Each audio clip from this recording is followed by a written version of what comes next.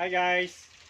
Sa nag-message day sa kuha regarding sa kung unsay maintenance na ako sa akong mga baboy sa patining na to karon.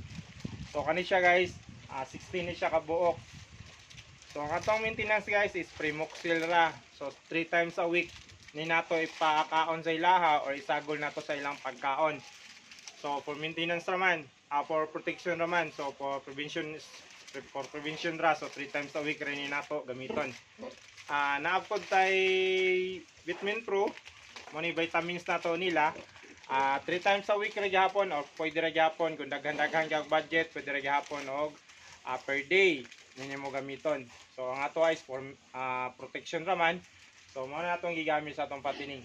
So kani guys, mo ni siya atong patining karon. So nasa 30 days pa ni siya. So mga bakti nato og katong usa is 2 months na siya. So mo to guys.